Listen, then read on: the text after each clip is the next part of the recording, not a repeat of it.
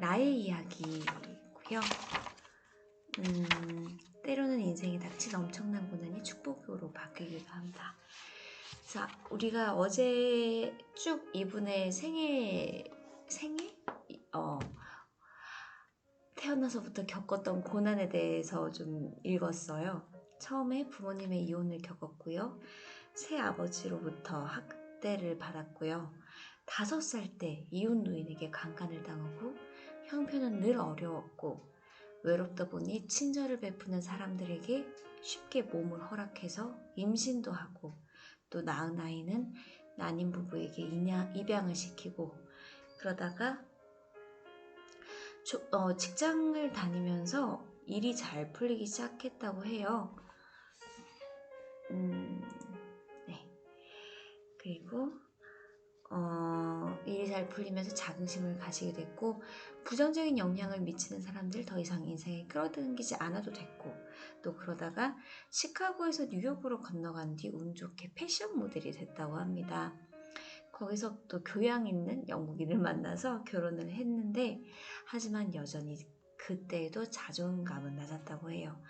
결혼 14년째 되던 어느 날 남편이 다른 여자와 살고 싶다고 했고 그때 이렇게 느꼈다고 합니다.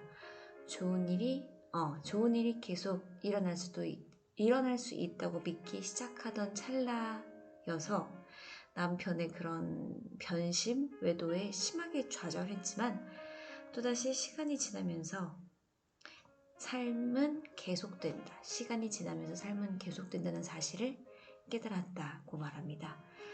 이후에 종교과학을 주제로 다루는 교회 모임에 참여를 하게 됐는데 여기에서 홀리듯이 지식 탐구에 대한 열정이 불타올라서 영성과 치유에 관해서 미친 듯이 공부를 하기 시작했다고 해요. 그래서 교회 상담가로 일을 하기 시작하게 됐고 이렇게 활동하면서 초월 명상가가 됐다고 합니다. 또 여기서 대학교에 다니게 됐고 생물 이런 것도 배우고 또 굉장히 많은 과목과 성직자 훈련 과정을 배우고 사회봉사 활동도 하게 되고 상담하는 일을 직업으로 갖게 됐다고 합니다. 그러면서 또 이런 본인의 그런 걸 살려서 머지않아 강의도 하게 되고 대학 강단회까지도 서게 됐다고 해요. 그러다가 암을 진단받았다고 합니다.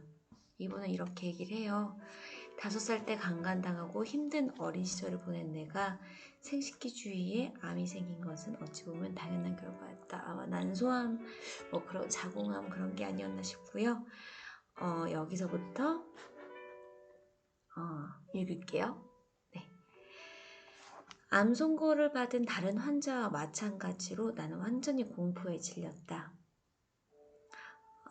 그러나 상담가로 활동하면서 정신적인 치유가 병을 낫게 하는데 효과가 있다는 사실을 잘 알고 있었기 때문에 이 기회에 정신적인 치유의 놀라운 효과를 내가 증명해 볼 수도 있겠다는 생각을 했다.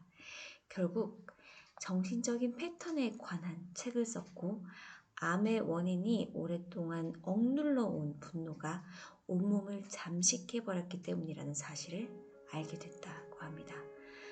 나는 어린 시절에 그 사람들에 대한 분노를 풀지 않고 버티고 있었다. 이제 나에게 주어진 시간은 얼마 없었고 할 일은 많았다. 치료 불가라는 단어는 많은 사람을 겁먹게 한다. 그러나 나는 이 단어가 외부 요인으로는 치료할 수 없으므로 내부에서 치료법을 찾아야 한다는 뜻으로 생각한다. 내가 만약 암을 제거하기 위해서 수술을 하고도 여전히 암의 원인이 된 정신유형을 바꾸지 않는다면 자꾸 암이 재발해서 의사들이 내 몸을 완전히 조각내어야 했을 것이다. 나는 절대로 그런 일이 벌어지게 하고 싶지 않았다. 만약 내가 암세포를 제거하는 수술을 하고 그 원인이 된 정신적인 유형도 없앴다면 나는 다시는 암이 재발하지 않았을 것이다. 만약 암을 비롯해서 병이 재발한다면 그 이유는 의사가 완전히 제거하지 않아서가 아니라 환자가 정신적으로 변화하지 않았기 때문이다. 그래서 환자는 계속 같은 병에 걸리는 것이다. 다만 발병하는 신체의 부위만 달라질 뿐이다. 또한 나는 우리가 암을 일으키는 정신적인 유형만 깨끗하게 없앤다면 수술을 하지 않고도 암에서 벗어날 수 있다고 생각한다.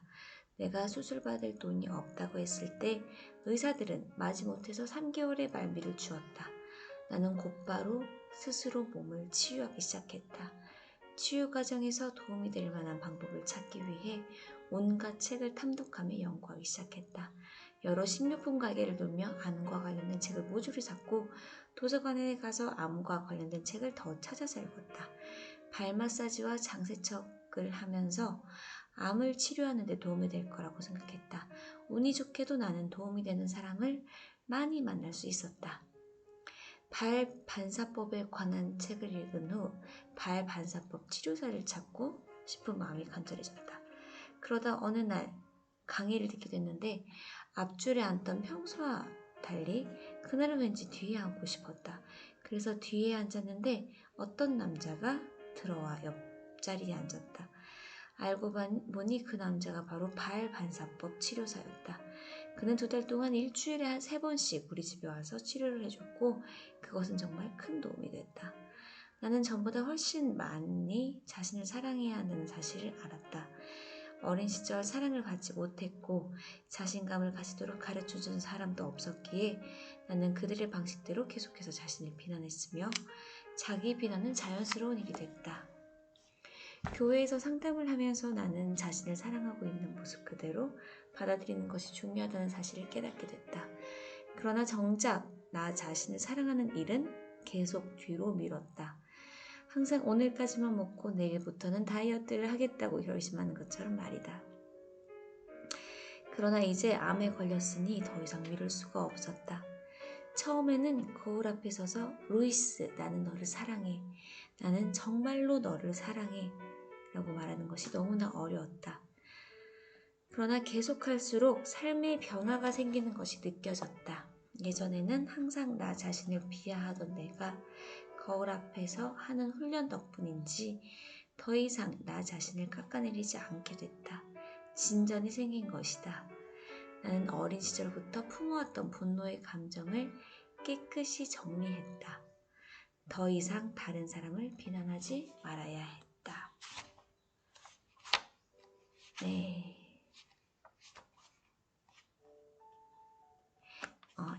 여기까지 읽어야겠다. 내가 어렸을 때 정신적으로, 신체적으로, 성적으로 심한 학대를 받았던 것은 사실이다. 그러나 그것은 모두 오래전 일이므로 현재 내가 자신을 학대하는 것에 대한 변명거리가 되지 못한다. 암세포가 내 몸을 갉아먹는 이유는 스스로를 용서하지 않았기 때문이다. 나에게 일어난 사건 자체를 볼 것이 아니라 어떤 종류의 경험 때문에 어린아이를 학대하는 어른이 되는지를 이해할 때가 됐던 것이다. 네, 오늘 여기까지 할게요.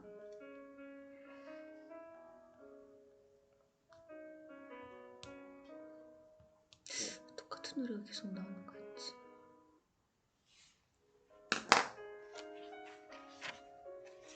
네. 학원 해야지, 학원. 학원 제가 인스타 피드에 올렸어요. 그 부자 아빠, 가난한 아빠 그 책 이렇게 넘기면 학원 나오거든요. 같이 해요. 네. 이거지? 이거 맞나? 맞겠죠? 왜 아닌 것 같다는 생각이 들지? 나는 항상 이거 아이고 저번에 걸 내가 올렸구나. 저번에 거 해야지 그럼. 네, 학원 함께 하겠습니다. 내가 살아가는 끝없는 삶의 한가운데에서 모든 것은 완벽하고 온전하며 완전하다. 나는 항상 건강하다. 나는 이제 내 안에 있는 정신적인 패턴 중에서 병을 일으킬 만한 것들을 떠나보낸다. 나는 자신을 사랑하며 있는 모습 그대로 받아들인다. 나는 내 몸을 사랑하며 있는 모습 그대로 받아들인다. 나는 내 몸을 위해서 영양분이 되는 음식을 먹고 마신다. 나는 재미있는 방식으로 운동을 한다. 내 몸은 훌륭하고 놀라운 기계와 같아서 나는 내 몸을 보며 자부심을 느낀다. 나는 넘쳐나는 에너지를 사랑한다. 나의 세상에서는 모든 일이 순조롭다. 나의 세상에서는 모든 일이 순조롭다. 그리고 오랫동안 다음과 같이 믿어요. 내가 알아야 할 것은 모두 내 앞에 드러나 있다. 내가 필요로 하는 모든 것은 나에게 온다. 나의 세상에서는 모든 일이 순조롭다. 꼭 함께 해주세요. 하루에 매일 아침 단 한 번이라도 긍정 확언을 하는 것, 나에 대한 긍정 언어를 얘기하는 것은 정말 좋은 하루를 이끌고요. 나에 대한 변화를 가져옵니다. 긍정적인 변화를요. 꼭 그렇게 해주세요. 그러려고 들어와 주신 거죠? 네. 자, 오늘의 시크릿입니다. 오늘의 시크릿. 당신은 영원한 에너지다. 고요. You are eternal energy. 네.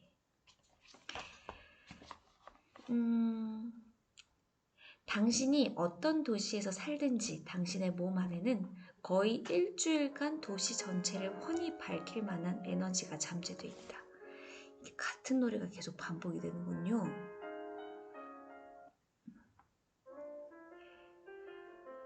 이 힘을 의식한다는 말은 전기가 흐르는 전선이 된다는 뜻이다. 우주는 전기가 흐르는 전선이다. 거기에는 모든 사람의 삶에서 일어나는 온갖 일을 처리할 수 있다. 사람의 마음이 우주에 닿으면, 우주의 마음에 닿으면 그 모든 힘을 받게 된다. 사람들은 대부분 이 유한한 몸이 자신의 전부라고 여기지만 우리는 몸이 아니다. 현미경으로 보기만 해도 우리는 에너지장이다. 에너지에 관해 우리가 아는 내용을 보자. 양자 물리학에게 가서 이 세상을 창조한 주체가 뭔가라고 물으면 그 사람은 에너지라고 말할 것이다. 그럼 에너지란 뭔가? 창조되거나 파괴되지 않고 늘 존재했고 이제까지 존재했던 모든 것이 에너지다. 에너지는 늘 존재한다. 물질 안으로 이동하고 물질을 관통하며 물질 밖으로 나온다.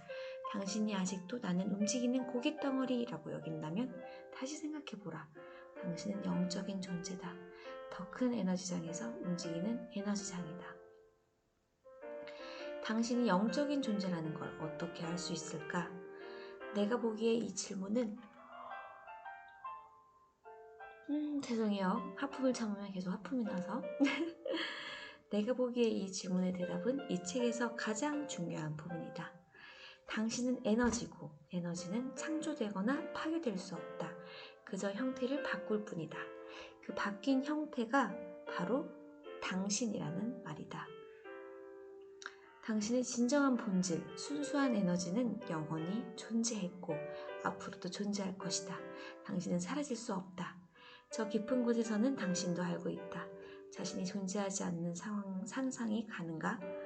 이제까지 보고 경험한 모든 것을 생각할 때 존재하지 않는 모습이 상상이 가는가?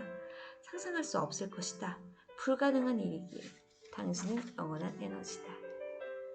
네, 오늘 시크릿은 여기까지 하겠습니다. 시크릿 지금 190쪽 약 15장 남았어. 아니구나. 그게 꽤 남았네? 다음 주쯤엔 할 수 있지 않을까 싶네요. 네. 오늘의 BTS 요거 되게 재밌거든요. 포린 내용이 참 좋은데 왜 이렇게 내용을 좀 길게 해가지고 좀 달기가 힘들어요.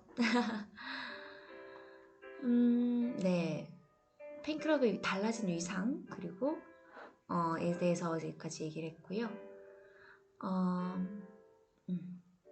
팬 활동의 위상이 상영되긴 했지만 아비만의 특징은 페북, 트위터, 인스타그램 등 공식 계정의 팬 총합은 누적 1억 명이 넘는다는 거고요. 정말 어마어마한 규모의 팬들이고 아미는 한국에 있지 않고 전 세계에 있고 10대에만 국한되지 않고 전 연령대가 있습니다. 그러다 보니 자연스럽게 세계의 시민을 경험한다는 거고요. 아미 안에는 하나의 이슈를 한국인의 시각으로만 볼 수 없다. 어제 여기까지 했네요. 지민이 이런 이제 그런 애국, patriotism, our history, liberation, Korea 등이 쓰여 있는 티셔츠를 입었는데 이거를 일본 아사히 TV가 문제를 삼았죠. 문제를 삼으니까 오히려 아미가 나서서 다양한 관점과 배경을 보고 함께 문제를 해결해 나갔고요. 이렇게 아미들은 정말 2차 세계대전 1차 일본을 더 규탄하는 그런 시민적인 세계적인 약간 운동이라고 해야 되나? 그래서 일본이 더 문매를 맞았어요. 일본 아사히 TV가. 그렇게 아미들은 이 사건을 통과하면서 세계의 시민이란 특별한 경험을 하게 된 거죠. 굉장히 거대하면서 긴밀한 조직입니다. 도대체 누가 운영을 하죠? 아미는 지금의 모든 팬덤들이 그렇듯 점조직입니다. 어느 특정 개인이나 집단이 운영한다고 볼 수 없고 각자의 소셜미디어에서 놀고 떡밥이 있는 여러 플랫폼을 드나들며 팬심을 발휘하고 굉장히 자발성이 강하고 이슈에 따라 모였다가 흩어지고 그런데 이런 게 굉장히 글로벌하다는 게 특이하다는 거죠. 언어 장벽이 낮아졌고 팝하고 번역기 이런 걸 사용하면서 한두 명이 의지하지 않고 여러 의견을 듣다 보면 자신의 생각을 쌓아간다는 거고요. 보통인 개인들이 모여 팬덤 안에서 보통이 아닌 경험을 하고 있다. 보통들이 모여서 보통이 아닌 경험을 하고 있다는 거고 네, 기업은 어마어마한 양의 콘텐츠를 제공하고 팬들은 콘텐츠와 함께 흐른다는 거예요. 빅히트는 어떻게 이들을 서포팅하는 걸까요? 2019년 6월 런던 웸블리 스타디움을 꽉 채운 관객들은 BTS의 공연을 앞서 한 영상을 보게 되는데요. 위버스에 대한 영상이었고요. 저 이걸 했는데 계속 읽고 있네. 네. BTS에서 말하는 이야기하는 떡밥이 무수하다. 이런 떡밥을 통해서 궁금해하고 관심 있어 하는 이야기를 흘리고 팬들이 흐를 수 있도록 해주는 거, 물기를 계속 내주는 거고요. 팬들에게 유입된 콘텐츠는 무한히 확산되고 새로운 콘텐츠들로 재창조된다는 거죠. 떡밥을 흘리는 건 역시나 다른 기획사와 유사합니다. 하지만 BTS는 떡밥이 양이 어마어마하다는 거고요. 빅히트는 그들의 모든 걸 기록해서 팬들에게 공유를 하고 BTS도 소셜미디어 등을 통해서 본인들의 이야기를 자주 전합니다. 헨리 젠킨스라는 문화학자가 팬에게 있어 떡밥의 가장 중요한 포인트는 질이 아니라 양이라고 했어요. 왜냐하면 뉴미디어상에서 계속해서 뭔가가 트렌드가 되고 버즈가 되고 입에 오르내리고 유행이 되는 건 그만큼 확장이 가능하다는 걸 보여주는 거고요. 확장 가능은 곧 양에서 승부가 나고요. 양이 많으면 자연스레 질도 올라가게 돼 있다는 거예요. 빅히트는 이런 퀄리티도 다 잡았고 한번 해보니 헤어나질 못한다는 거고 빅히트의 방식은 연예 기획사들이 기존에 했던 것과 차이가 있나요? 기획사들이 했던 방식과 비슷하다. 차이가 있다면 디테일인 것 같다. 그 디테일은 팬에 대한 마음이 아닐까 합니다. 그 마음은 어디서 시작했을까? 생각해보면 빅히트 방시혁 대표로부터 나오는 것 같아요. 미학을 전공하고 유명한 노래를 작곡한 예술가이기도 하지만 애니메이션 덕후로 유명하고요. 덕후의 마음을 알고 있는 거죠. 비즈니스만 보지 않는 것 같아요. 팬들과 함께 세계를 만들어 간다는 생각이 들고요. 애니메이션이 그렇잖아요. 영화와 달리 감독의 세계관이 오랜 시간 투영되고 있는 것들이 많아요. 그래서 떡밥의 퀄리티가 남달라요. 또한 오랫동안 지속되고 있죠. 그냥 휘발되는 기획이 아닌 거죠. 팬들을 공부하게 만들고 공부는 싫지만 좋아하니까 공부가 즐겁더라고요. 네, 학교 다닐 때 이렇게 했으면 얼마나 좋았을까요? BTS의 가사를 해석하면서 가사에 내포된 사회 문제, 청소년 문제, 역사적인 이슈들을 알게 되고 공부를 자발적으로 하게 된다는 겁니다. 굉장하죠. 빅히트에서 아미와 팬들을 위해 자회사까지 만들었다고 하는데 그 자회사는 뭘까요? 이제 위버스를 얘기하는 겁니다. 팬들이 편해진 거고 공지를 쉽게 볼 수 있는 곳이 생겼고 굿즈를 구매할 수 있고 숱한 떡밥을 볼 수 있고 이에 더해 BTS와 직접 소통할 수 있으니 얼마나 좋아요. 빅히트는 팬과 가수가 이어지는 단순한 플랫폼을 만든 게 아니라 또 다른 미디어를 만들었고 여기에 세븐틴, 여자친구 등 다른 아이돌 콘텐츠를 하나둘씩 늘려나가고 있다는 거고요. 조금 더하자면 아직은 기존의 소셜미디어를 그대로 유지하고 있지만 킬러 콘텐츠를 빼서 조금씩 그쪽으로 배치를 하는 것 같다. 향후에는 팬의 불편을 덜기 위해 플랫폼 루트를 최소화하지 않을까요? 그럼 더 많은 팬들이 몰릴 테고 그 트래픽을 활용해서 좀 더 다양한 실험을 하는 방향을 택할 것 같다. 비즈니스뿐만 아니라 팬들의 만족을 높이기 위한 다양한 실험들을 할 것이다. 그런데 이걸 고객 서비스로만 이야기할 수는 없을 것 같다. 결국엔 산업을 바꾸는 도전을 할 거라 생각을 하고 판을 바꾸고 싶다는 얘기를 이 방 대표가 부지런히 했는데 서울대 졸업식 축사에서도 부조리한 사회에 대한 분노를 가지라는 말을 강조를 했는데 잘 나가는 아이돌을 만들고 키우는 걸 넘어서 미디어를 통해 산업 전반에 영향을 미치고 변화를 만들어 나갈 생각이 든다는 겁니다. 해외 지사가 없어요. 해외에 있는 아미와 팬들은 어떻게 매니징할까요? 한국이라고 해서 특별히 매니징을 하나요? 해외라고 해서 별다른 건 없다. 오히려 해외 팬들은 한국보다 더 점도적 경제를 띄고 있고 자신들의 견해를 더 적극적으로 소셜미디어에 알리고 있다.